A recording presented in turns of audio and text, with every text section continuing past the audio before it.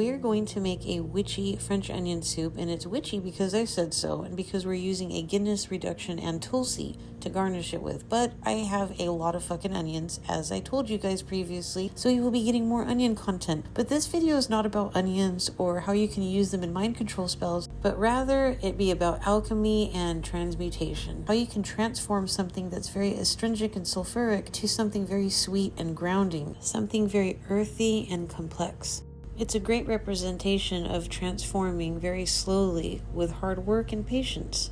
Kind of like your shadow work that a lot of you avoid and demonize the rest of us for. But the point of this video is to share my interpretation of kitchen witchery as a chef, an occultist, and a witch. I personally don't spit scriptures or write sigils into my soup, but I do like to connect my own interpretations of magical systems that I utilize in my everyday life and how they correlate and correspond with what I'm cooking and where it derived from. And when you learn alchemic structures, you're able to understand your environment more, and it helps you to communicate with said ingredients, whether it be witchcraft or cooking. Your final result will be potent. You understand your environment more. And I think cooking is a beautiful language to help us reflect on that in terms of a magical mindset, because like cooking, there are simplified methods to your witchcraft. If you want more precision and layers to your craft so you can have the life that you deserve, it's going to take a bit of work and patience. And you're not in a hurry either. You have the rest of your life to learn. And that's not limited to following instructions that others have written out for you. It's experiencing it on your own. It's your adaptations, like the holy basil that I'm adding to our soup.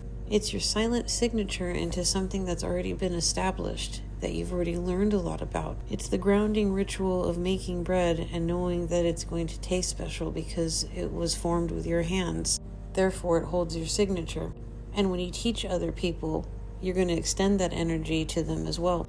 That's alchemy to me. You can communicate through the senses like with cooking. It's alchemic, it's grounding, and it's part of the human experience. We are supposed to be communicating with the resources here on Earth through our senses. That's the mysticism of the human experience. And between you and me, when it comes to witchcraft and cooking, it's not about forcing a narrative for attention. It's about using the resources that you have on hand and doing the best that you can and slowly learning each step along the way alchemically so you can transform something that's simple into something that's complex. And hopefully you're able to share that in good company, especially if that good company happens to be your demon.